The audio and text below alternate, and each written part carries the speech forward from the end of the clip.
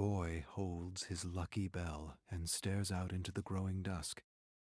Night is coming, and with it the promise of monsters worse than anything his father has ever described in his campfire stories. Rumors of endless massacres terrify him, and he hopes his mother and father will soon return. They heard a radio broadcast promising safety to those in hiding, and they left with others to investigate. He spent the whole day staring at the dirt road leading out of the village, waiting for them to return.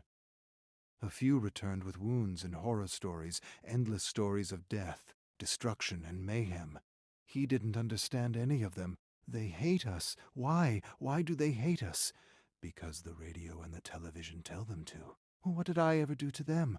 You were born in newly created Nigeria. That's what you did. You were born a northerner. His grandmother approaches. Did you see anything out there?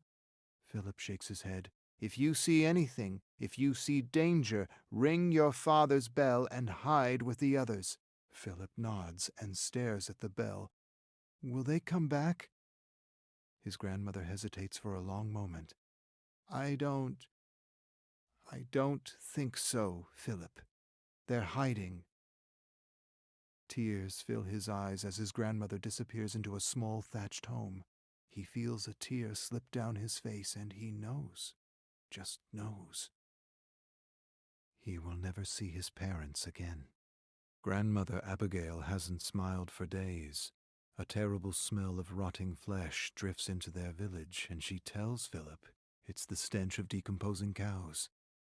Philip nods, but knows she's just trying to protect him from the truth. He heard the elders talking by the well. So many dead, and they are burning the bodies before there is an investigation. Who is burning the bodies? Killing crews, human butchers, men paid to make his people disappear as though they were an infestation of cockroaches, a deal with the devil for money. He hates them all and tries to sleep but can't. All he can do is stare at the door where he hopes against hope to see his parents again. But he knows they're never returning, and all he has left is Grandmother Abby.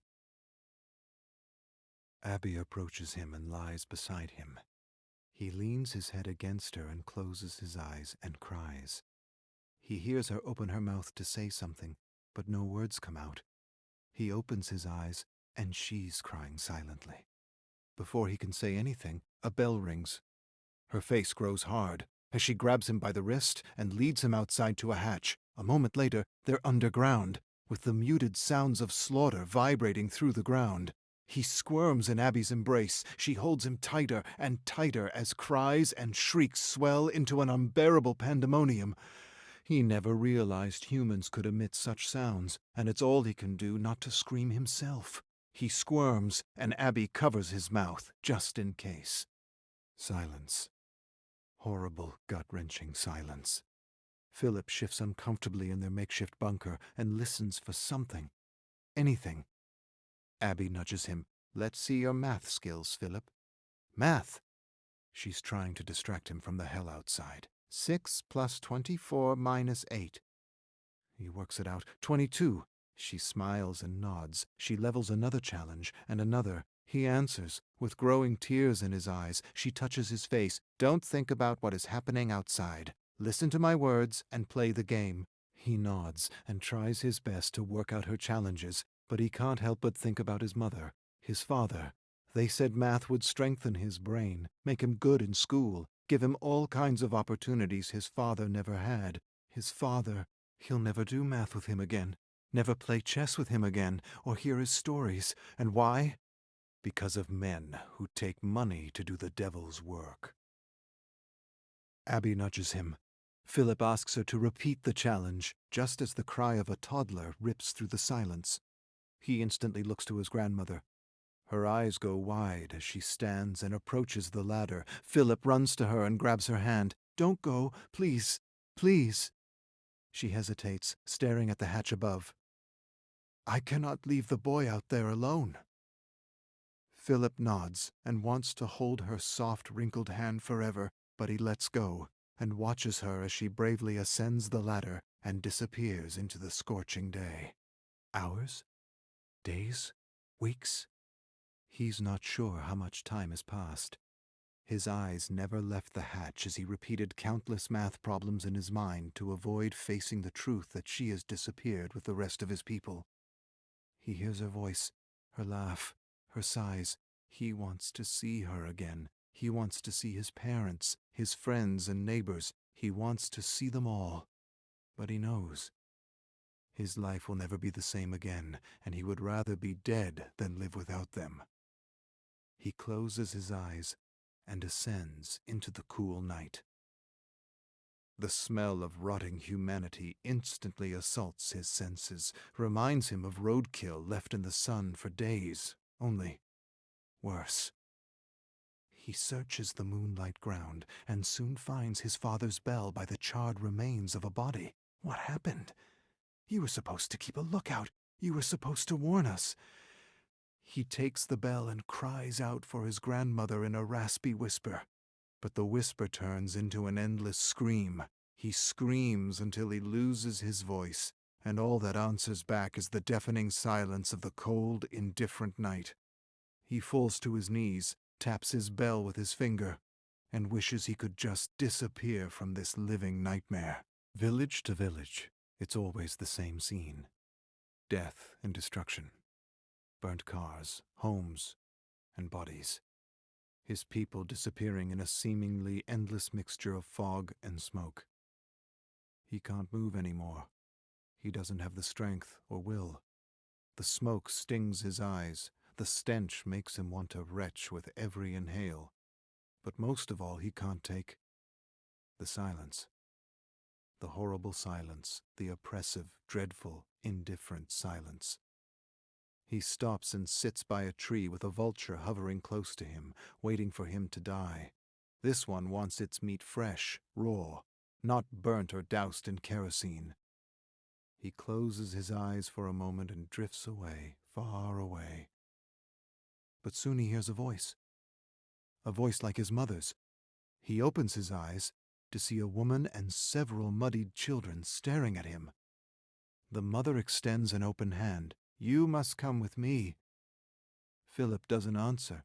He can't answer. There's no warmth or wetness in his mouth. His throat is like sand. His eyes are like tar. The woman hands him a flask, and he drinks as though he's never had water before. She tells him her name is Funanya, and that he should come with her. "I don't want to run anymore.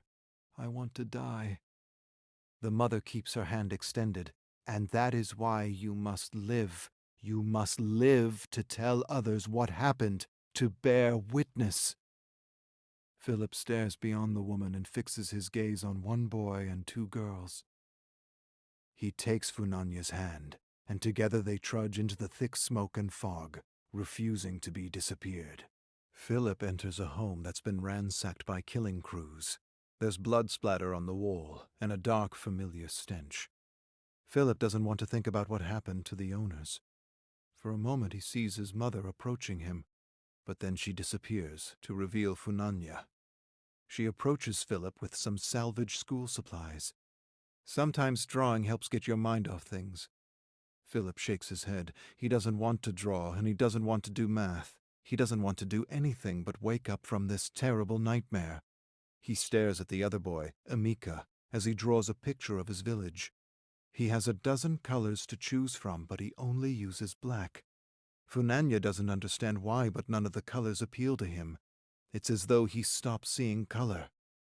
Philip stares at the picture of the colorless village and steps outside where Nikki and Chica keep watch. He shows them his father's lucky bell, though he's not sure it's so lucky anymore. He hands it to Nikki, explains she should ring it if she sees anything. "I hate the smell of kerosene." Funanya nods and agrees with Philip. It's not the kerosene, but everything else attached to it. Nikki looks at Funanya and asks why the crews are burning everything. Funanya doesn't answer, and maybe she doesn't know. Philip turns to her. "They are burning evidence." Nikki and Chica look to Funanya, and she nods. Philip hears his grandmother's voice. "Death plus destruction equals good business for devils disguised as humans." Philip grinds his teeth and answers the disembodied voice. They should all be killed. Those who pay for murder and those who profit from murder. Funanya stares at him. Philip, don't say such things. They are trying to take our humanity from us, and that is the one thing they cannot have unless we give it to them. Philip feels his face harden. I don't want a sermon. I want my family back. I want them to pay for what they did. Funanya puts a hand on his shoulder. Pray to the angel of mercy that we survive so that we may bear witness. Philip stares past her at the growing night. I'd rather pray to the angel of death and watch them suffer. Forgive and be forgiven? I can't. I hate them. How can they take money to do such things? There will be justice, Philip. They will not get away with their crimes. Philip doesn't say anything. He doesn't say anything because, like his father, he believes that those with money, those who can afford killing crews and the quantities of kerosene required to burn humans by the thousands, can get away with any crime they choose to commit, even mass murder. She can pray for mercy all she likes. He'd rather pray for vengeance. Those who profit from murder are worse than animals. He can't get the idea out of his head that people would do such dreadful things for money. If he survives this, if he escapes this scorching hell, he'll have his revenge. He can't help but share his dark thoughts with Funanya, who says that an eye for an eye is not the way, that an eye for an eye would make the whole world go blind and plunge us all into infinite night. The world go blind? The world is already blind to what is happening to him and his people. To hell with the world. The world doesn't care. All this unrest and destruction was meant to happen. It was a mathematical formula to divide and conquer and rob his country of its beloved resources. He heard the elders say this 100 times. Funanya gives him more wise words from dead leaders, and he stops talking about revenge. For a moment, he thinks that maybe she's right. Maybe revenge is not the solution. Maybe the world will one day wake up from its slumbering indifference and help his people. Nicky hands Philip back his bell in the dark night. It's his turn to watch for killing crews, but he hasn't slept in days and his eyelids are stones. He holds his bell close to his heart, and for a moment, just a moment, he closes his eyes. Just for 1 minute. He awakens in the heat of the morning, with a start and a terrible feeling. He vaults to his feet and searches for his new friends. He finds one. Pieces of one. Of another. He's not sure. He hears someone moaning. He searches and finds Funanya. Not dead, but dying, sliced at every tendon, writhing in agony, covered in something golden. Honey. They poured honey over her, and a million tiny black things swim, drown, and gorge on the gold and crimson streams dripping from her open wounds. The ants are crawling under her skin and eating her alive. He kneels beside her and tries to swat them away, but it's no use. They're everywhere. Funanya whimpers and sputters blood as she tries to speak, but her tongue is missing and all that issues is a terrible rattling noise.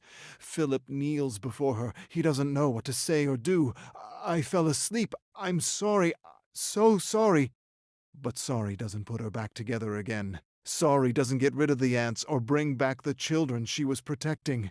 She barely scratches something with her finger in the dirt. I forgive. Philip stares at the words for a long moment. Silent tears fall as he raises his hand in front of her face. She closes her eyes and waits for her suffering to end. He doesn't want to do it, but he has to. He knows he has to. He closes his eyes and lowers his hand over her mouth and nose, and for a moment, just a moment, he becomes her angel of mercy. Philip enters another decimated village under the cover of darkness and sees a crew, a killing crew. Maybe the very ones who killed his guardian, maybe the very ones who killed his grandmother, his parents. No hell is good enough for these demons who would take money to disappear people. They're cooking something by a fire, laughing and making jokes at the expense of those they butchered. They talk about his people as though they were animals. No, less than animals. No one takes pride or ridicules the animals they slaughter. He's never seen anything like it. Dogs without humanity, that's what they are. Dogs. Rabid dogs, nothing less, nothing more. Something ancient tugs at him. He feels darkness like a tendril from another world take hold of his young, innocent heart, not young or innocent anymore. He hears Funanya's voice. Forgive, and be forgiven. But he doesn't want to forgive, and he doesn't want to be forgiven. He wants them to suffer like they made his people suffer. He wants them to suffer for taking everything from him. He hears his grandmother's voice trying to distract him from his dark thoughts of revenge with infinite math problems. But over her voice is the raging, maddening heartbeat of his hate. Her voice screams out equations and challenges, but he glares at the men. He feels kerosene coursing through his veins, and he's ready to explode. An eye for an eye, and the whole world plunges into infinite night. Good. Philip notices the guns by the jeep. He could grab one and shoot them all. But he's never used a gun, and they'd probably run away. He could find a knife or machete, but these dogs would overpower him. Just walk away, Philip. Never look back. It's your duty to survive and bear witness.